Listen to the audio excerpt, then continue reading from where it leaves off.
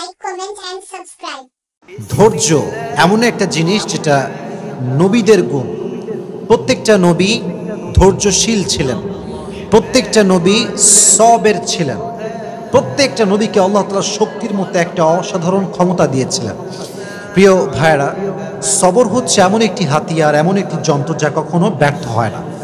সবর এমন একটি যন্ত্র যা কখনো বৃথা যায় না, এবং সবরকে আল্লাহ তাআলা এমন একটি তীর বানিয়েছেন যা কখনো লক্ষ্যভ্রষ্ট হয় না, এবং সবরকে আল্লাহ তাআলা এমন একটি দুর্গ বানিয়েছেন যা কখনো ধ্বংস হয় না। একটা বিষয় খেয়াল রাখেন, ওয়াসবিরু ইন্নাল্লাহা মা'আস সাবিরিন। আল্লাহ তাআলা বলেছেন তোমরা ধৈর্যশীল হও, এবং মনে রেখো যে সবর করে, যে ধৈর্যশীল হয়, তার সঙ্গী হয় একজন, তিনি কে? আল্লাহ তার সঙ্গী হয়। এখন প্রশ্ন হচ্ছে যে সবর, ওয়াই সবর ইজ মোস্ট ইম্পর্ট্যান্ট? সবরটা গুরুত্বপূর্ণ কেন?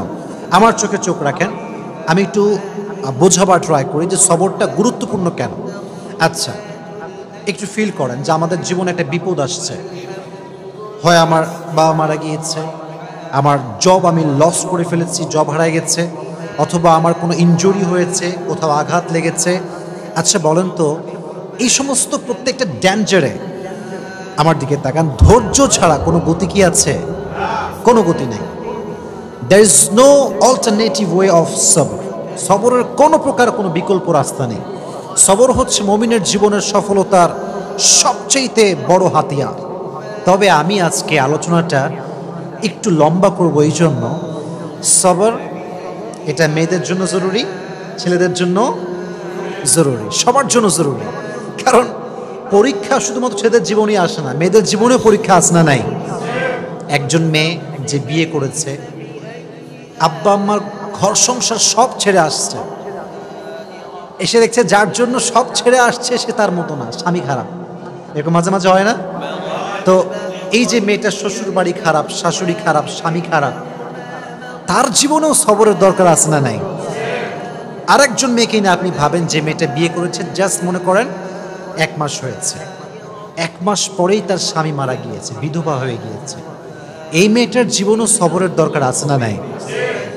তার মানে লাইফের একটু গভীরভাবে ভাবলে বুঝবেন যে লাইফের প্রত্যেকটা স্টেপে স্টেপে ধৈর্যের বিকল্প কোনো রাস্তা হতে পারে। You must have to be patient in every kind of situation. You must have to be patient. যতটা কষ্ট আসুক না কেন, ধৈর্য আমরা হারাবো না। রাজি আছেন তো ইনশাআল্লাহ? আচ্ছা, আমি কোরআন থেকে কিছু এক্সাম্পল দিব ধৈর্য কাকে বলে, নবীদের ধৈর্য কেমন ছিল, এবং আমি হাদিস থেকেও কিছু এক্সাম্পল দিব যে কিভাবে আমরা ধৈর্যশীল হতে পারি।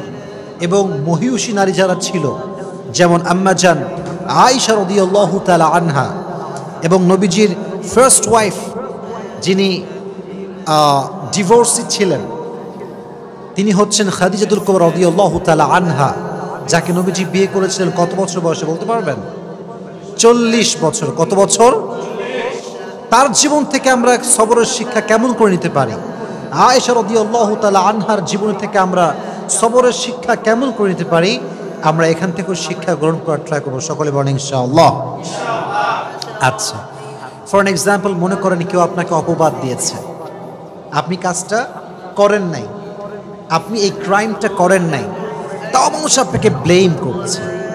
আপনার কোনো হারাম অ্যাফেয়ার নাই, মানুষ আপনাকে ব্লেম করছে যে আপনার একটা হারাম অ্যাফেয়ার আছে। এটাকে আমরা বাংলাতে বলি অপবাদ। আমরা বলি কি? অপবাদ বা তহমত। আমি যেটা করি না সেটা মানুষ আমাকে মনে করে এবং আমাকে ব্লেম করে, এটা নাম হচ্ছে অপবাদ। আমি জাস্ট ছোট্ট একটা হাদিস বলবো। আগে প্রশ্ন করি, নবীজির একজন কুমারী স্ত্রী ছিলেন, যেই একমাত্র স্ত্রী কখনো বিয়ে করেন নাই, তার ডিভোর্স হয়নি, তার স্বামী মারা যায়নি। তার নামটা কি প্রিয় ভাইয়েরা? আয়েশা রাদিয়াল্লাহু তাআলা আনহা। ছোট্ট একটা হাদিস শেয়ার করছি। নবীজির মোট স্ত্রী ছিল কয়জন বলেন তো? 11 জন। জোরে বলেন কয়জন? 11 জন। 11 জন স্ত্রীকে নবীজি ঘুরতে নিয়ে যেতেন। তবে এটা একটা সিস্টেম ছিল, লটারি সিস্টেম। নবীজি একটা বাক্সে সবার নাম লিখে রাখতেন, যার নামটা উঠতো তাকে নবীজি ঘুরতে নিয়ে যেতেন। সুবহানাল্লাহ পড়ে। ওটা অ্যামেজিং সিস্টেম। যার নাম উঠতো তাকে নবীজি নিয়ে ঘুরতে যেতেন। তো একবার নবীজি লটারি করলেন, একটু মনোযোগ দিয়ে শুনতে হবে। লটারি করার পরে আম্মা জানা আয়েশা রাদিয়াল্লাহু তাআলা আনহার নামটা লটারিতে উঠল, নবীজি ঘুরতে নিয়ে গেলেন। এটা একটু লম্বা স্টোরি, বাট আপনাকে মনোযোগ দিয়ে শুনতে হবে, কারণ এখানে একটা অনেক বড় সবরের শিক্ষা আছে। সেই যুগে ঘুরতে যাওয়া হতো মেয়েদেরকে নিয়ে, ওয়াইফদেরকে নিয়ে। এটাকে বলা হতো হাউদাজ, আমরা বলি এটাকে পালকি। আগের যুগে বিয়ে হতো কিসে করে? পালকিতে করে। হাউদাজ এটাকে আমরা আরবিতে বলি পালকি। পালকিতে চড়ে বিয়ে হতো না? আগের যুগে এটা সিস্টেম ছিল। তো তখনকার যুগে এভাবে পালকিতে চড়ে ঘুরতে নিয়ে যাওয়া হতো। তো আম্মা জান আয়েশা রাদিয়াল্লাহু তাআলা আনহাকে পালকিতে চড়ে নিয়ে যাওয়া হচ্ছে ঘোরার জন্য। তো যখন কাম ব্যাক করবে বাসার দিকে, এক্স্যাক্টলি ওই সময় এসে আম্মা জান আয়েশা রাদিয়াল্লাহু তাআলা আনহার প্রকৃতির চাপে তিনি প্রকৃতির ডাকে সাড়া দেওয়ার জন্য বের হন, মানে পালকি থেকে নামেন। যেটা হয় সেটা হচ্ছে পালকি থেকে নামার পরে উনি দূরে যান প্রকৃতির ডাকে সাড়া দেওয়ার জন্য। এখন মজার বিষয় হচ্ছে আম্মা জান আয়েশা রাদিয়াল্লাহু তাআলা আনহা ছিলেন, she was slim, she was not fat. উনি খুব চিকন ছিলেন, মোটা ছিলেন না, চিকন ছিলেন। চিকন মানুষ কোথাও উঠলেও বোঝা যায় না, নামলেও বোঝা যায় না, কারণ সে স্লিম বডি বিলং করে। মোটারা কোথাও উঠলে দেখবেন মাঝে মাঝে মোটারা রিক্সায় উঠলে রিক্সার জায়গায় থাকে না বসা। তো এটা হচ্ছে বডির ডিফারেন্স। তো কি হলো, উনি যখন প্রকৃতিটাকে সাড়া দেওয়ার জন্য গেছেন, যেই সাহাবি পালকিটা টানছিল, পালকিটা নিয়ে যাচ্ছিল, ওই সাহাবি বোঝে নাই যে আসলেই আম্মা জান আয়েশা উঠেছেন নাকি উঠেন নাই। যেহেতু উনি স্লিম ছিলেন, উঠলেও যা, না উঠলেও উনি নিয়ে চলে আসছে। আম্মা জান আয়েশা রাদিয়াল্লাহু তাআলা আনহা যখন প্রকৃতির ডাকে সাড়া দিয়ে ফিরে আসেন, দেখছেন পালকি নাই। পালকি কোথায়? পালকি আর নাই, পালকি চলে গিয়েছে। কারণ সে ভেবেছে এখানে আয়েশা রাদিয়াল্লাহু তাআলা আনহা আছেন। তো উনি যখন ফিরে আসলেন, দেখলেন পালকি নেই। তখন উনি খুব সবরের সাথে অপেক্ষা করলেন। যখন দেখলেন অপেক্ষা করেও আসছে না, তখন তিনি কি করলেন জানেন? সুন্দর করে মরুভূমিতে শুয়ে পড়লেন চাদর মুড়ি দিয়ে। চাদর মুড়ি দিয়ে শুয়ে পড়লেন। অনেক লম্বা স্টোরি, আমি প্রেসাইজলি বলছি, but there is a lesson, very important lesson, অনেক গুরুত্বপূর্ণ একটা শিক্ষা আছে।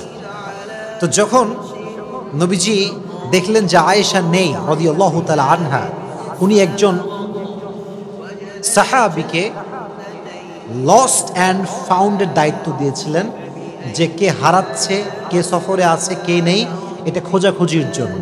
যেমন যদি আপনারা কখনো পিকনিকে যান, দেখবেন যে একজন লোক থাকে যে মাইক নিয়ে ডাকে, অমুকে আসছে কিনা, অমুকে বাসে উঠেছে কিনা। এরকম পিকনিকে হয় কি হয় না? হয়। ডাকে, কোথায় কে আছো, কে মিসিং আছো, বের হয়ে আসো। তো যেই সাহাবীকে নবীজি দায়িত্ব দিয়েছিলেন তার নাম হচ্ছে আব্দুল্লাহ ইবনে মুআত্তাল। আব্দুল্লাহ ইবনে মুআত্তাল রাদিয়াল্লাহু তাআলা আনহু। উনি এবার আয়েশা রাদিয়াল্লাহু তাআলা আনহাকে খোঁজা শুরু করলেন। খুঁজতে খুঁজতে তিনি দেখতে পেলেন আয়েশা রাদিয়াল্লাহু তাআলা আনহা মরুভূমির মাঝখানে চাদর মুড়ি দিয়ে শুয়ে আছেন। উনি বুঝতে পারেন এটাই আয়েশা রাদিয়াল্লাহু তাআলা আনহা। উনি ডাকলেন না, গিয়ে কথা বললেন না, চুপচাপ দাঁড়িয়ে থাকলেন। যখন আয়েশা টের পেল যে এখানে কেউ এসেছে আমাকে নেওয়ার জন্য, উনি চলে আসলেন। এবার তাকে নিয়ে সে ফিরে আসলো নবীজির কাছে। কিন্তু যেহেতু সফরে সবাই ফিরে গিয়েছে বাসাতে, আর সর্বশেষ আব্দুল্লাহ ইবনে মুআত্তাল আম্মা জান আয়েশাকে নিয়ে ফিরে এসেছেন, মুনাফিকদের সর্দার আব্দুল্লাহ ইবনে সালুল সুযোগ পেয়ে গেল। কি সুযোগ? এবার সে ব্লেম শুরু করলো যে আয়েশার সঙ্গে এই সাহাবীর একটা জেনার সম্পর্ক আছে। সকলে বলেন নাউজুবিল্লাহ। পৃথিবীর সবচাইতে সতীত্ববান নারীর উপরে জেনার ব্লেম, কত বড় মারাত্মক জঘন্য অপরাধের ব্লেম। আপনি চিন্তা করতে পারেন কার ব্যাপারে? আপনার ব্যাপারে নয়, আমার ব্যাপারে নয়, সবচেয়ে সতীত্ববান নারী আয়েশা রাদিয়াল্লাহু তাআলা আনহার ব্যাপারে ব্লেম করা হলো যে সে এই সাহাবীর সঙ্গে ওই মরুভূমি থেকে আসার সময় খারাপ কাজ করেছে, অন্যায় করেছে, জেনা করেছে। কিন্তু বিষয়টা আয়েশা জানতেন না যে আমার বিষয়ে ব্লেমটা করা হয়েছে, কিন্তু উনি ফিল করলেন যে প্রিয় নবীজি আমাকে আগে যেমন আদর করতেন এখন আর তেমন আদর করেন না, আগে যেমন ভালোবাসতেন এখন তেমন আর ভালোবাসেন না। এটা তিনি ফিল করতে শুরু করেন, but she had no idea যে আমাকে এরকম একটা ব্লেম করা হয়েছে। তো একটা সময় গিয়ে আয়েশা রাদিয়াল্লাহু তাআলা আনহা বাবার বাসায় আসলেন। বাবার বাসায় যখন আসছে তখন আশেপাশের লোক বলতে শুরু করছে, আয়েশা তোমার নামে তো এরকম গুজব ছড়ানো হচ্ছে, তুমি নাকি অমুক সাহাবীর সঙ্গে এই সম্পর্ক করেছিলা সফর থেকে ফিরে আসার সময়। এটা শুনে আয়েশা রাদিয়াল্লাহু তাআলা আনহা just she was shocked and thundered. এটা কেমন কথা, কত বড় মিথ্যা অপবাদ আমার উপরে। কিন্তু দেখেন পৃথিবীর নির্মম বাস্তবতা হচ্ছে কষ্টে পড়লে বোঝা যায় যে কে আপন কে পর। কষ্ট বিপদ হচ্ছে এমন একটা জিনিস যেটা মানুষকে চিনিয়ে দেয় যে কে আমার আপন কে আমার পর। আমার যখন খুব কষ্ট আসে, খুব বিপদ আসে, আমার একদিক থেকে খুব ভালো লাগে যে আমি আমার আপন মানুষ চিনছি, এবং যখন আমি চিনে ফেলি তখন আমি বলি যে ভাই বিপদ তো আসবে আর যাবে, কিন্তু আমি তো আপনাকে চিনে ফেললাম যে আপনি কোন ক্যাটাগরির লোক, এটা আমার বোঝা হয়ে গেল। তো আম্মা জান আয়েশা দেখলেন সবাই তার বিপক্ষে, কেউ তার পক্ষপাতী করে না।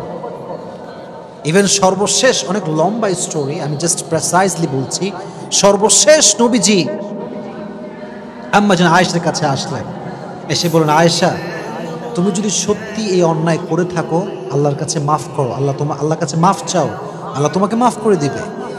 এই কথা শুনে আয়েশা রাদিয়াল্লাহু তাআলা আনহা আকাশ থেকে পড়েছে, নবী হে, শেষমেশ আপনিও আমাকে এই কথা বলছেন, আপনিও এই রুমরে বিশ্বাস করেছেন, আপনিও এই গুজবে বিশ্বাস করেছেন? অপেক্ষা করেন, আল্লাহ আমার জন্য আছে। সুবহানাল্লাহ পড়েন। উনি চাইলে বলতে পারতেন যে আমি আর সংসার করব না, আমি আর এই সমাজে থাকবো না, আমি গলায় ফাঁসি নিব, আমি সুইসাইড করব, যেটা আমরা সাধারণ মানুষরা বলি। উনি একটুও কমপ্লেইন করেন নাই, জাস্ট কষ্ট পেয়েছেন, সবর করেছেন। আল্লাহ তাআলা আয়েশা রাদিয়াল্লাহু তাআলা আনহার চরিত্রকে সুন্দর প্রমাণ করার জন্য, উনি যে কোনো অন্যায় করেন না এটা প্রমাণ করবার জন্য আল্লাহ নিজে কোরআনের আয়াত নাজিল করে দিয়েছে। সুবহানাল্লাহ পড়েন। আল্লাহ নিজে আয়াত নাজিল করে ব্যাখ্যা দিয়েছেন যে আমার প্রিয় বান্দি আয়েশা কোনো অপরাধী নয়, সে কোনো জুলুম করে নাই, সে কোনো জেনা করে নাই, ব্যভিচার করে নাই। তাহলে বোঝা গেল যে ব্যক্তি সবর করে, ধৈর্য ধারণ করে, মানুষের দেওয়া মিথ্যা অপবাদ একদিন স্পষ্ট হয়ে যায় যে সে সব মিথ্যা ছিল, ঠিক কিনা বলেন?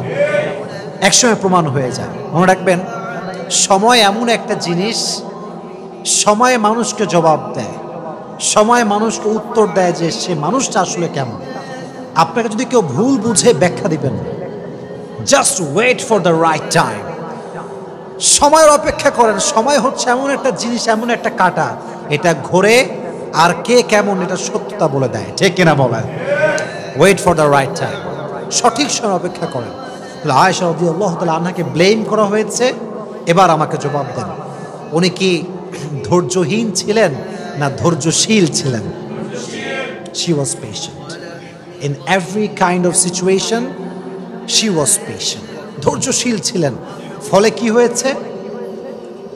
আল্লাহ নিজে আয়াত নাজিল করেছেন কার ব্যাপারে? যেহেতু আয়েশা সবর করেছে তার ব্যাপারে কোরআনে আয়াত নাজিল করেছে। একজন আওয়াজ দিয়ে বলেন তিনি কে? ইন্নাল্লাযীনা জাউ বিল ইফকি উসবাতুম মিনকুম লা তাহসাবুহু শাররাল লাকুম বাল হুয়া খায়রুল লাকুম লিকুল্লি ইমরিইম মিনহুম মাকতাসাবা মিনাল ইথম ওয়াল্লাযী তাওয়াল্লা কিবরাহু মিনহুম লাহু আযাবুন আলীম। আল্লাহ বলছেন, নবী হে, কাফেরদের মাঝ থেকে কিছু গোষ্ঠী আপনার কাছে এসেছে আয়েশার ব্যাপারে মিথ্যা তথ্য দেওয়ার জন্য, অপবাদ দেওয়ার জন্য। বাট মাথায় রাখবেন, মানুষ যদি খারাপ করতে চায় আর আল্লাহ যদি বান্দার ভালো চায়, বান্দির ভালো চায়, পৃথিবীর কোনো অপশক্তি বান্দার ক্ষতি করতে পারবে? আমি আল্লাহ আযাব দিব তাদেরকে যারা মিথ্যা অপবাদ দিয়েছে। অতএব আয়েশাকে আল্লাহ তাআলা নিষ্কলুষ প্রমাণ করলেন, চরিত্রবান প্রমাণ করলেন। তিনি যে সতীত্ববান একজন নারী, তার যে সতীত্ব সুন্দর, পুত পবিত্রা, সে আল্লাহ নিজে কোরআনে আয়াত নাজিল করে দিয়েছে। সুবহানাল্লাহ পড়েন। তাহলে এখান থেকে বোঝা গেল কেউ ব্লেম করলে, অপবাদ করলে সবরের পরিচয় দেওয়ার দরকারটা আছে না নাই? আচ্ছা, আর একটা হাদিস থেকে বলি, আমি আগেই প্রশ্ন করেছিলাম, আমি আবার রিপিট করছি। নবীজির ফার্স্ট ওয়াইফ কে ছিল? প্রথম বউ খাদিজাতুল কুবরা রাদিয়াল্লাহু তাআলা আনহা। বলেন নাম ছিল কি? আরো জোরে বলেন, নাম ছিল কি? খাদিজা রাদিয়াল্লাহু তাআলা আনহা। আমি খুবই শর্টকাটে কথাটা বলতে চাই, কারণ আমাকে অনেকগুলো আয়াত বলতে হবে, নবীর জীবন থেকে কিছু এক্সাম্পল দেওয়া লাগবে, তাই আমি এগুলো লম্বা করতে চাচ্ছি না। মনে রাখবেন, জীবনের কেউ হারিয়ে যাওয়া, এটা হারিয়ে যাওয়া নয়, এটা রবের পক্ষ থেকে পেগাম যে তোমার জন্য এর চাইতে বেটার অপশন আছে। সুবহানাল্লাহ পড়েন। একটু ভাবেন, হাদিস থেকে বলি, যখন খাদিজা রাদিয়াল্লাহু তাআলা আনহা বিয়ে করলেন, প্রথম হাজব্যান্ড, খুব সুন্দর সংসার, খুব সুন্দর জীবন। খাদিজা ভাবতে শুরু করেছিলেন যে এর মতো উত্তম জীবন সঙ্গী আমার জীবন আর কেউ আসতেই পারে না। He is the best person that I have ever seen in my life. এর চাইতে বেটার অপশন কে হতে পারে? হঠাৎ করে সে মারা গেল। প্রথম হাজব্যান্ড জাস্ট শেষ, মুহূর্তেই শেষ। যখন মারা গেল প্রথম হাজবেন্ড, খাদিজাতুল কুবরা রাদিয়াল্লাহু তাআলা আনহা ভেঙে পড়লেন, সবর হারায়নি। ভেঙে যাওয়া মানে সবর হারানো নয়। আপনি তো ভাঙবেন, কারণ আপনি মানুষ, বাট ভেঙে যাওয়ার পরেও যদি আপনি আবার দাঁড়াতে পারেন তাহলে আপনি ধৈর্যশীল, ঠিক কিনা বলেন? তো উনি ভেঙে পড়লেন, বাট সবর হারান নাই, ধৈর্য হারান নাই। সেকেন্ড টাইম আবার বিয়ে করলেন। একজন মেয়ে যখন ডিভোর্স হয়ে বা স্বামী মারা যাওয়ার পরে আবার বিয়ে করে, জীবনটা এত সহজ হয় না। যে নারী তার সমস্ত অস্তিত্ব একজন পুরুষকে বিলীন করে দেয়, সে নারী সেকেন্ড টাইম অন্য কোনো পুরুষের সঙ্গে বসা, তাকে ধরতে দেওয়া, তার সঙ্গে কোনো ফিজিক্যাল টাচ নারীটা সহ্য করতে পারে না, কারণ সে প্রথম পুরুষে আসক্ত। সিস্টেমেটিক্যাল ওয়েটা এমনই হয়ে গেছে। কোনো মেয়ে যদি বিয়ে করে, তার ফার্স্ট হাজব্যান্ড যে, সে তার প্রতি আজীবন দুর্বল থাকে, কারণ তার প্রথম টাচটা সে তাকে করেছে, হালাল টাচ যেটাকে আমি বলি। তো নারীদের এটা অনেক বেশি কষ্ট হয়, সাফার করে নারীরা। মনে রাখবেন, স্পর্শ নারীর জন্য বেশি সেন্সিটিভ পুরুষের চাইতে, কারণ পুরুষের যেই ভার্জিনিটি, এটা নারীর চাইতে বেশি দামি নয়। আল্লাহ নারীর সতীত্বকে যে সম্মান দিয়েছে, সে সম্মান পৃথিবীর কিছুকে আল্লাহ তাআলা দেয়নি। সুবহানাল্লাহ পড়ায়। এই জন্য নারী যখন ডিভোর্সি হয়ে যায়, তখন নারী অন্য কোনো পুরুষকে সহজে অ্যাকসেপ্ট করতে পারে না, খুব কষ্ট হয়। ওই প্রথম স্মৃতিগুলো বারবার চোখের সামনে ভেসে ওঠে। কথা ঠিক কিনা বলেন? তো ফার্স্ট বিয়ে, স্বামী মারা গেছে। সেকেন্ড টাইম খাদিজার আব্বাজান অনেক বড়, he was the biggest business magnate, অনেক বড় ব্যবসায়ী ছিলেন। বুঝিয়ে শুনিয়ে সুন্দর একজন যুবকের সঙ্গে আবার বিয়ে দেন, এবং এই সংসারটা একটু লম্বা হয়, এবং সেখানে বাচ্চাও আসে, ছেলে সন্তান হয়। সুবহানাল্লাহ পড়া। বিয়ের পরে স্বামীর ভালোবাসা একটা আদর, এটা একটা ভালোবাসার পয়েন্ট। আবার যদি সেই স্বামীর ঘরে সন্তান আসে, ওখানে আরো ভালোবাসা আছে না নাই? আবার নাই, সেকেন্ড স্বামীও মারা গেল। এইভাবে যখন স্বামী মরতে শুরু করেছে, খাদিজা রাদিয়াল্লাহু তাআলা আনহা ফাইনালি ডিসাইড করলেন যে I will never ever get married again, এটাই লাস্ট, আর বিয়ে করব না। জীবনে যাই হোক আমি সবর করব এবং আমি স্থির থাকবো, আমি আর বিয়ে করব না। তিনি ভেবেছিলেন ফার্স্ট অপশনের চাইতে সেকেন্ড অপশন বেটার হবে না। আবার যখন সেকেন্ড জনকে পেয়ে গিয়েছেন, তিনি যখন মারা গিয়েছেন, ভেবেছেন যে পৃথিবীতে আর কোনো এর চাইতে ভালো হতে পারে না। কিন্তু কেউ না জানলেও সত্য জানে একজন, তিনি কে? ধৈর্যশীল ছিলেন, সবর করেছেন, নিয়ত করেছেন বিয়ে করব না, বাট সবর ছিল কি ছিল না? রেজাল্ট কি হয়েছে? রেজাল্ট দেখেন, ব্যবসা করেছেন, গরিব মানুষদেরকে সহযোগিতা করেছেন, নিজেকে কাজে ব্যস্ত রেখেছেন, বিজনেস সামলেছেন। আল্লাহ তাআলা সবরের বিনিময় হিসেবে, ধৈর্যের বিনিময় হিসেবে শেষ নবীকে তার প্রথম স্বামী হিসেবে কবুল করেছে। সুবহানাল্লাহ। এটা হচ্ছে সবরের রেজাল্ট। মানে আমার কাছে এই হাদিসটা the best example, the best example. এর কারণ এই যে জেনারেশন আমরা আছি, এখানে কারোর জীবন থেকে কেউ হারায় গেলে তারে আর খুঁজেই পাওয়া যায় না। সে গাঁজা খায়, মদ খায়, তার জীবন যৌবন শেষ হয়ে যায়। মাথায় রাখবেন, কেউ চলে যাওয়ার অর্থ হচ্ছে সে চলে যায় নাই, তাকে আল্লাহ নিয়ে গেছে। আর আল্লাহ যদি কাউকে নিয়ে যায়, আল্লাহর মেসেজ হচ্ছে এইটা যে আমি ওরে নিছি, এর মানে হচ্ছে আমি তোকে এর চাইতে বেশি উত্তম দান করবো। সুবহানাল্লাহ পড়েন। তাহলে বোঝা গেল, প্রিয় মানুষ মারা যাক, হারিয়ে যাক, চলে যাক কোথাও অজানা জায়গায়, কোনো সমস্যা নেই। আমি তো সবর করেছি, আমি তো ধৈর্যশীল বান্দা। আমাকে পরীক্ষা নিচ্ছে একজন এবং এর ফলাফল দিবে একজন। আওয়াজ দিয়ে বলেন তিনি কে? So every kind of situation, in every kind of situation you must have to be patient.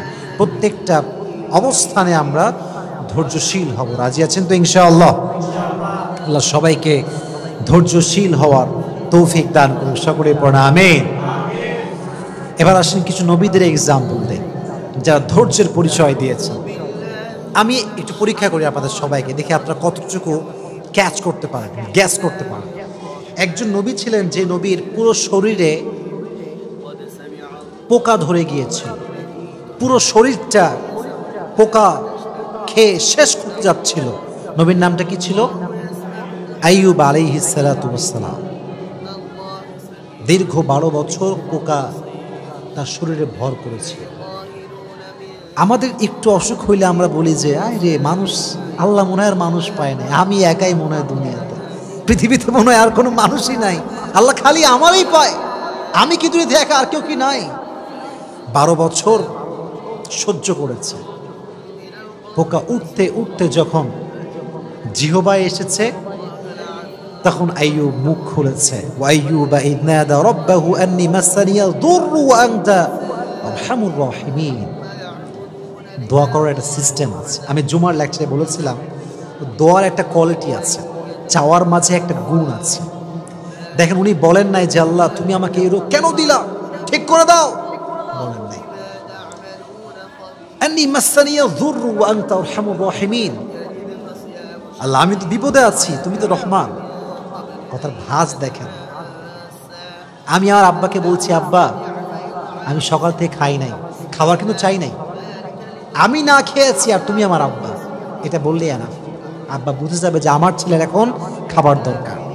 Ayub আলাইহিস সালাতু ওয়াস সালাম হি নেভার কমপ্লেইনড।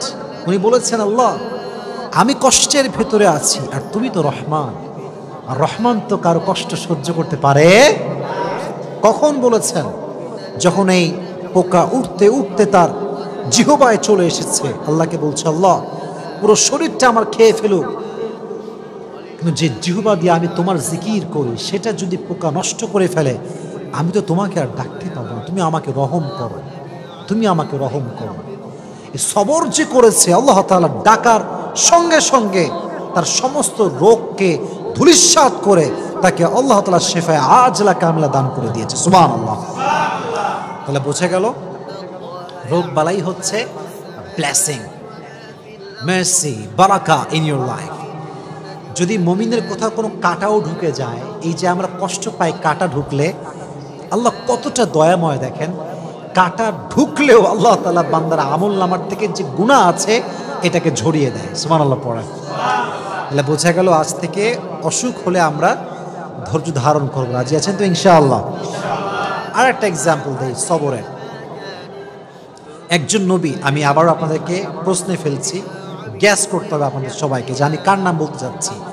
একজন নবী যাকে মাছ খেয়ে ফেলেছিল, মাছের পেটে তিনি দীর্ঘদিন ছিলেন, তার নাম কি ছিল? ইউনুস। ইউনুস আলাইহিস সালাতু ওয়াস সালাম। নাম ছিল কি? ইউনুস আলাইহিস সালাতু ওয়াস সালাম। মাছের পেটে দীর্ঘদিন ছিলেন, আল্লাহর কাছে কমপ্লেন করেন না, অভিযোগ করেন নাই, ধৈর্যহীন হন নাই। মাছের পেট থেকে আল্লাহকে ডাক দিয়েছেন, আল্লাহ আমি বিপদে পড়েছি, তুমি আমাকে সাহায্য করো, আমার কোনো কমপ্লেন নাই, অভিযোগ নাই, আমি ধৈর্যহীন হয়ে যাই নাই। দোয়া করার সঙ্গে সঙ্গে আল্লাহ তাআলা মাছকে আদেশ করেছে, মাছ মুখ খুলে একটা বমি করার মতো একটা অ্যাক্ট করেছে। আল্লাহ তাআলা ইউনুসকে এই অ্যাক্টের মাধ্যমে, এই বমির একটা ধরনের মাধ্যমে মাছের পেট থেকে জীবিত উদ্ধার করে বের করে নিয়ে আসছে। সুবহানাল্লাহ। তাহলে বোঝা গেল বিপদে পড়লে আপনাকে দোয়া করতে হবে, আল্লাহ আমারই পাইলো, দুনিয়াতে আর কেউ নাই, আমি মনে হয় একা, আল্লাহ কি পাইলা আমার তুমি। এটা ধৈর্যহীন হওয়ার পরিচয়। অতএব সবরও থাকবে, দোয়াও থাকবে। বলেন আমার সঙ্গে, সবরও থাকবে, সবর আছে যার সঙ্গে দোয়াও আছে যার, তার সফলতা কেউ আটকাতে পারবে না। সুবহানাল্লাহ পড়ান। আর একটা এক্সাম্পল দেয়, নবীর নাম গ্যাস করতে হবে আমাদের সবাইকে। একজন নবী যাকে আল্লাহ তাআলা ৮০ বছর পরে একটা সন্তান দিয়েছিলেন, সে নবীর নাম কি? ইব্রাহিম আলাইহিস সালাতু ওয়াস সালাম। নামটা কি? ইব্রাহিম আলাইহিস সালাতু ওয়াস সালাম। সন্তানের নাম কিছু বলতে পারবেন? ইসমাঈল। নাম কি ছিল? ইসমাঈল আলাইহিস সালাতু ওয়াস সালাম। সবর কাকে বলে একটু বুঝাই আপনাদেরকে, শর্টকাটে বোঝাচ্ছি। ৮০ বছর পরে একটা ছেলে হয়েছে, আল্লাহ অর্ডার করেছে যাও মাকে এবং ছেলেকে একদম মরুর প্রান্তে রেখে আসবে, যেখানে জনমানবহীন একটা জায়গা, মানুষ নাই, লোক নাই, জন নাই, রেখে আসো যাও। অর্ডার করতে দেরি, রেখে চলে আসছে সেই মরুভূমির মতো একটা জায়গা। তো যখন চলে যাবে, বিবি হাজার চাইলে বলতে পারতেন যে আপনি কেমন স্বামী যে আমার মতো একজন অবলা নারীকে তার সন্তান সহ এক বিশাল মরু প্রান্তে, মরুভূমিতে, জনমানবহীন একটা জায়গায় রেখে যাচ্ছেন, আপনি কেমন স্বামী? She never complained. She never ever complained like that. বলেইনি কিছু। কি বলেছে আমি জাস্ট রিপিট করছি বাংলাতে সারাংশ। বিবি হাজার বলছে, হে ইব্রাহিম, এটা যদি আল্লাহর অর্ডার হয় যে আমাকে তুই মরুর প্রান্তে রেখে যাবা, জনমানবহীন জায়গা রেখে যাবা, যেখানে খাবার নাই, দাবার নাই, পানি নাই, তবে শুনে রেখো আমিও এটা বিশ্বাস করি যে আমার আল্লাহ আমাকে মরুর প্রান্তরে না খাওয়ায় মারবে না। সুবহানাল্লাহ পড়ায়। তুমি যদি আমাকে রেখে খুশি হও, আমি এখানে থেকে খুশি আছি। ধৈর্য ধারণ করেছে। ফলে কি হয়েছে চিন্তা করেন, একটু ভেবে দেখেন, এই যে মক্কা, এত দাম কাবার গিলাফের দাম, কাবার চত্বরে এত দাম, এই কাবার পাশে যিনি অবস্থান করেছিলেন, যে নারীর কারণে এত সম্মান, যে নারীর ছেলের কারণে জমজমের কুয়ার পানি আমরা পেয়েছি, তার নাম হচ্ছে বিবি হাজার। সুবহানাল্লাহ পড়েন। ধৈর্য, শুধুমাত্র ধৈর্য। এবার আরেকটু বুঝাই, এত ধৈর্য, এত পরীক্ষা। আল্লাহ বলল, ইব্রাহিম যাও সন্তানের কাছে। ৮০ বছর পরে সন্তান পাইছে, আদরও করতে পারে নাই, নিজের কাছেও রাখতে পারে না, রেখে আসছে মরুর প্রান্তরে। এবার আসছে আব্বা, ছেলে এদিকে আসো। কি হয়েছে আব্বা? বলছে আমি স্বপ্নে দেখেছি তোমাকে আমি জবাই করছি, এটা আমার আল্লাহর আদেশ। তুমি কি বলছো? ফাংদুর মাযা তারা, what's your opinion about on this matter? তুমি কি বলছো বলো। ইসমাইল চাইলে বলতে পারতো, আব্বা আপনি কেমন জালেম, জন্মের সঙ্গে সঙ্গে আমাকে আপনি আদর না করে রেখেছেন মরুর প্রান্তরে, আর আজ আপনি এসেছেন খবর না নিয়ে জবাই করার জন্য। এটা বলে নাই। বলছে আব্বা আপনি যা মন চাই করেন, সাতাজিদুনি ইনশাআল্লাহু মিনাস সাবিরিন, আমি ধৈর্যশীলদের পরিচয় দিব। সুবহানাল্লাহ পড়েন। কি সুন্দর ঘটনা, কি সুন্দর সবরের পরিচয়। এবং এই যে সবর তারা করেছে, যখন আপনারা সবাই জানেন, you all know the story, যখন জবাই করতে যাবে আল্লাহ তাআলা দুম্বাকে পাঠিয়ে দিয়েছেন। আর এই যে আমাদের স্যাক্রিফাইস আমরা শিখলাম, এখান থেকে বোঝা যায় যে যত বেশি স্যাক্রিফাইস করে সে বান্দা আল্লাহ তত বেশি প্রিয় হয়ে যায়। সুবহানাল্লাহ পড়ায়। এজন্য ইব্রাহিম নবী থেকে, ইসমাইল থেকে এবং বিবি হাজার থেকে, সবার থেকে আলাইহিমুস সালাতু ওয়াস সালাম, তাদের থেকে আমাদের সবরের একটা শিক্ষা নেওয়ার দরকারটা আছে না নাই? আমি আর দুইজন নবীর এক্সাম্পল দেব, দুইজন নবী জাস্ট। বলেন একজন নবী ছিলেন যেই নবীকে তার ভাইয়েরা ধরে এনে কুয়ার ভিতরে ফেলে দিয়েছিল, সে নবীর নাম ছিল কি? সবাই বলেন নাম ছিল কি? ইউসুফ আলাইহিস সালাতু ওয়াস সালাম। অনেক লম্বা কথা, আমি ওইটা বলবো না, আমি জাস্ট মূল লেসনটা বলবো। সাইয়েদনা ইউসুফ আলাইহিস সালাতু ওয়াস সালাম যখন যুবক উঠতি বয়সী যুবক, বাচ্চা বাচ্চা ভাব, এখনো যুবক হয়ে পারে নাই। তার সবগুলো ভাই তাকে নিয়ে কুয়ায় ফেলছে শুধুমাত্র হিংসার কারণে। কিসের কারণে? হিংসা। কুয়ার ভেতরে ফেলে সাইয়েদনা ইউসুফ আলাইহিস সালাতু ওয়াস সালাম একটা জামা নিয়ে আসছে। তার বাবার নাম ছিল ইয়াকুব। ডাক দিয়ে বলছে, হে আমার বাবা, সব ছেলেরা আসছে, আব্বা জান দেখেন ইউসুফকে বাঘে খেয়ে ফেলেছে, আর এই হচ্ছে ইউসুফের জামা। যদি আমার সন্তান আমার থেকে হারিয়ে যায় আমি তো অস্থির হয়ে যাব, দৌড়াবো চতুর্দিকে, কত অভিযোগ করব আমি, কত নাশুকরি করব আমি আল্লাহর কাছে। ইয়াকুব আলাইহিস সালাতু ওয়াস সালাম শুধু একটা ওয়ার্ড বললেন, ফাসবরুন জামিল। উনি বললেন, আমার জন্য ধৈর্যই সবচেয়ে উত্তম হাতিয়ার। সুবহানাল্লাহ পড়েন। আমার কাছে ধৈর্যই সবচেয়ে উত্তম হাতিয়ার। এই যে কথা তিনি বলেন, আল্লাহ তার প্রতিদান দিয়েছে। কিভাবে? অনেক লম্বা কথা। এই যে কুয়াতে ফেলা হলো ইউসুফকে ধ্বংস করার জন্য, এই কুয়াতে ইংরেজিতে বলা হয় কুয়াকে ট্যানেল। এটাকে বলা হয় কি? ট্যানেল। কুয়াকে বলা হয় ট্যানেল। এই কুয়াটা শুধুমাত্র কুয়া নয়, এই কুয়াটা হচ্ছে সাইয়েদনা ইউসুফকে সাধারণ ঘর থেকে নিয়ে এসে রাজ সিংহাসনে বসাবার কুয়া। সুবহানাল্লাহ পড়া। লম্বা কথা, আমি অত কথা বলতে চাই না। যখন তিনি মিশরের অর্থনৈতিক যে মন্ত্রী বলা হয়, তিনি হলেন ফিনান্স মিনিস্টার, অর্থমন্ত্রী তিনি হলেন। তো যখন কেনানে অভাব দেখা দিল, তার সব ভাইগুলো ইউসুফের কাছে আসছে সাধারণ মানুষ হয়ে সাহায্য নেওয়ার জন্য। তো অনেক লম্বা কথা, যখন তারা আসছে অনেক কথাবার্তার পরে তারা বুঝতে পেরেছে যে এটা হচ্ছে ইউসুফ। এর নাম কি? ইউসুফ।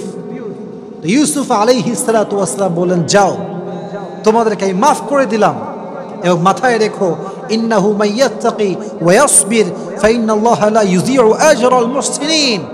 নিঃসন্দেহে যারা আল্লাহকে ভয় করে এবং ধৈর্যশীল হয় তাদের বিনিময়কে আল্লাহ তাআলা কখনো নষ্ট করে দেয় না। সুবহানাল্লাহ। এবার তিনি সৈন্য নিয়ে, উট নিয়ে, ঘোড়া নিয়ে, ভাইকে নিয়ে ঘোড়ার পিঠে উঠে জাঁকজমকভাবে সবাইকে নিয়ে এসে তার বাবার সঙ্গে, যিনি বলেছিলেন ফাসবরুন জামিল, আমার জন্য ধৈর্যই সবচেয়ে বেশি শ্রেয়, সবচেয়ে বেশি সেরা, এই ধৈর্যের বিনিময়ে আল্লাহ তাআলা ইয়াকুবকে, সাইয়েদনা ইয়াকুবকে তার সন্তান ইউসুফ ফিরিয়ে দিয়েছে। সুবহানাল্লাহ পড়েন। তাহলে ইউসুফ আলাইহিস সালাতু ওয়াস সালামের জীবন থেকে আমরা শিক্ষা পেলাম এটা, যে সবর ছাড়া জীবনে কোনো গতি হতে পারে। সাইয়েদনা ইয়াকুব আলাইহিস সালাতু ওয়াস সালামের জীবন থেকে আমরা এটা বুঝলাম, সবর ছাড়া জীবনে কোনো গতি হতে পারে। এবার আসেন সর্বশেষ এক্সাম্পল। পৃথিবীতে ধৈর্যের প্রতীক ছিলেন একজন মানুষ, যার উপরে ধৈর্যশীল মানুষ জীবনে আর কেউ আসে নাই, পৃথিবীতে আর কেউ আসে নাই। He was out of any kind of comparison. তিনি ছিলেন সবচেয়ে ধৈর্যশীল। ধৈর্যের ক্ষেত্রে তার কোনো তুলনা হয় না, কোনো কম্পেয়ার হয় না। তিনি হচ্ছেন সাইয়্যিদুল কাউনাইন, সাইয়্যিদুল মুরসালিন, বিশ্ব মানবতার মুক্তির দূত নবী মুহাম্মদুর রাসূলুল্লাহ সাল্লাল্লাহু আলাইহি ওয়াসাল্লাম। ধৈর্যের প্রতীক, ধৈর্যের প্রতীক ছিলেন তিনি। মারাত্মক লেভেলের ধৈর্য ছিল তার। তার ধৈর্য যে কত বেশি আপনি চিন্তা করতে পারবেন না। একজন মানুষ যার এই ছোট্ট বয়সে সে তার মাকে হারিয়েছে, যখন সে পৃথিবীতে আসে নাই তার আগে তার বাবাকে হারিয়েছে, বড় হয়ে চাচাকে পেয়েছে, চাচা মারা গিয়েছে, দাদাকে পেয়েছে, দাদা মারা গিয়েছে, মাথার উপরে বট বৃক্ষ ছিল তার স্ত্রী খাদিজা, সেও মারা গিয়েছে। একটা মানুষ আর কত হারাতে পারে? একটা মানুষের সবচেয়ে বড় জায়গায় তো হচ্ছে আব্বা এবং মা। যার জীবনে বাপ মা নাই তার জীবন তো কিছুই নাই, তার পুরো জীবনটাই তো কষ্টে ভরা। নবীজি জন্মের আগে চলে গিয়েছে বাবা, জন্মের পরে চলে গিয়েছে মা, চাচা হারায় গেছে, দাদা হারায় গেছে, বিয়ে করেছে নিজের স্ত্রী খাদিজা, যে সমস্ত সম্পত্তি নবীর পায়ের সামনে বিলীন করে দিয়েছে ইসলামের জন্য, সেও মারা গিয়েছে। নবী কখনো আল্লাহর কাছে অভিযোগ করেন না যে আল্লাহ আমি তো তোমার নবী, তুমি তো আমার আল্লাহ, তুমি আমায় কেন কষ্ট দিচ্ছ। নবীজি কমপ্লেন করেন নাই, সবরের পরিচয় দিয়েছে। He was patient in every kind of situation. কখনো কমপ্লেন করেন না, অভিযোগ করেন নাই, প্রতিটা মুহূর্তে ধৈর্যশীল ছিলেন তিনি। তায়েফের ময়দানে যখন নবীজি দাওয়াত দেওয়ার জন্য গেলেন কাফেরদেরকে, সবাই আপনারা ঘটনা জানেন, তা দাওয়াত অ্যাকসেপ্ট করলো না। নবীজি প্রায় কয়েকশো কিলোমিটার রাস্তা পাড়ি দিয়ে আসছেন, ক্লান্ত মানুষ। উনি বললেন, তায়েফবাসী শোনো, তোমরা যেহেতু আমার দাওয়াত গ্রহণ করলে না, তোমাদের কাছে আমার অনুরোধ, তোমরা মক্কায় খবরটা ছড়িয়ে দিও না। যদি মক্কার কাফেররা জানতে পারে তাহলে আমাকে জুলুম করবে। কাফেররা কে কার কথা শোনে। নবীজি বের হওয়ার আগে কাফেররা মক্কায় খবর পৌঁছে দিল যে মুহাম্মদ মক্কার থেকে এখানে তায়েফের জমিনে দাওয়াত দেওয়ার জন্য আসছে, আমাদেরকে কবুল করে না এই দাওয়াত। সব তায়েফের দুষ্টু ছেলে পেলে বাচ্চাদেরকে নবীজির পেছনে লেলিয়ে দিয়েছে, যাও তোমরা মুহাম্মদকে পাথরের আঘাত করো,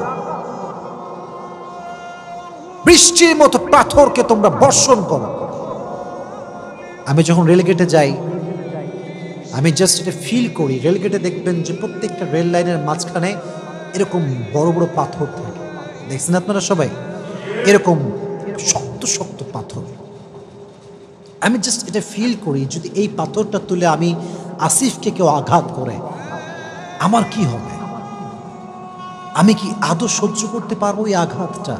তখন আমি ফিল করি যে তায়েফের জমিনে আমার নবীকে এর চাইতে বড় বড় পাথর দিয়ে মেরে রক্তাক্ত করা হয়েছে। নবীর রক্ত পড়েছে, নবীর রক্তে পুরো মাটিটা ভিজে গেছে। নবীজি রক্তে পড়ে বেহুশ হয়ে গেছে। সাহাবী এসে ধরেছে, ধরে উঠাইছে, নবী হে এবার তো বদদুয়া করেন, এবার তো বদদুয়া করে ফেলেন, আর কত সহ্য করবেন।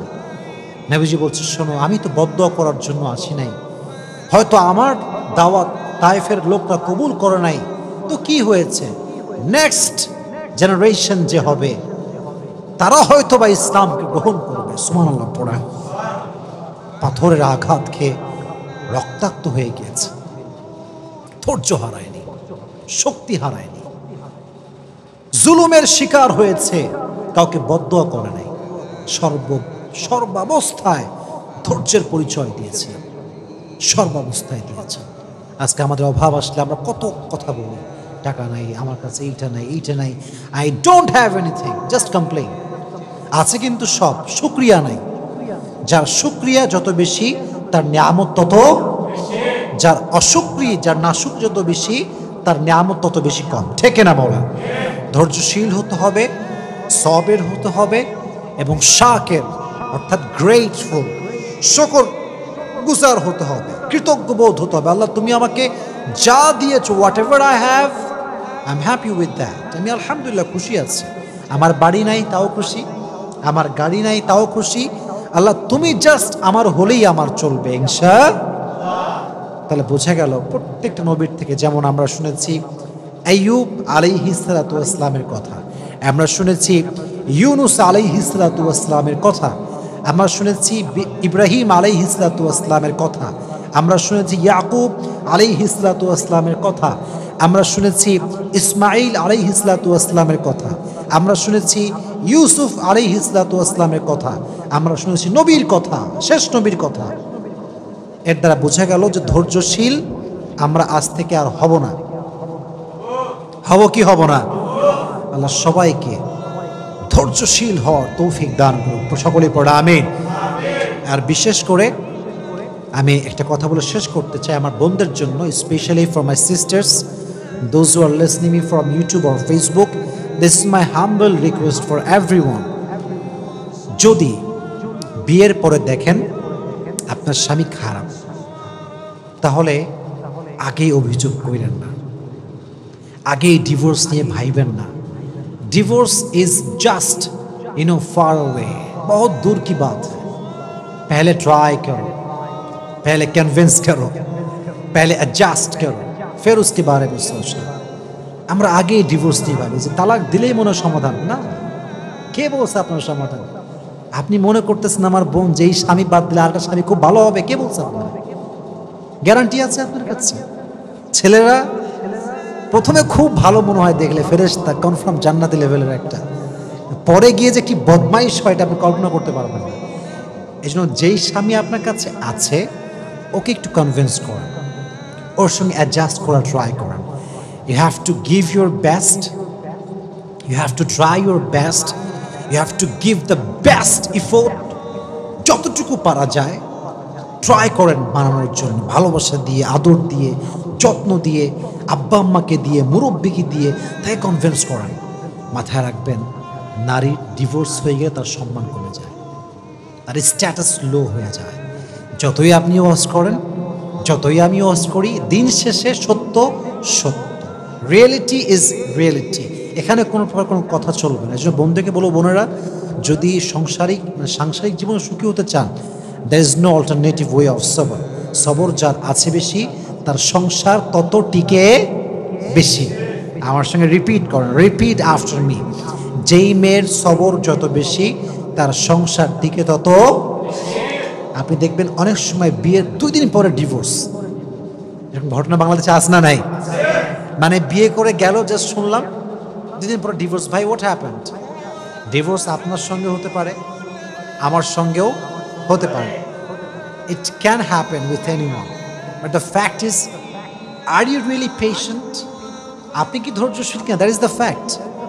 আমি ধৈর্যশীল হলাম না এবং আমার ডিভোর্স হলো, আপনি অধিকার রাখেন আমাকে ব্লেম করার, যে আপনার মতো ফালতু লোক দুনিয়াতে কেউ নাই। কিন্তু আমি যদি পেশেন্ট হই, আমি যদি আমার ওয়াইফের সঙ্গে অ্যাডজাস্ট করে চলি, সব কিছুর পরে যদি আমি ব্যর্থ হই, তাহলে আপনি আমাকে ব্লেম করতে পারবেন না।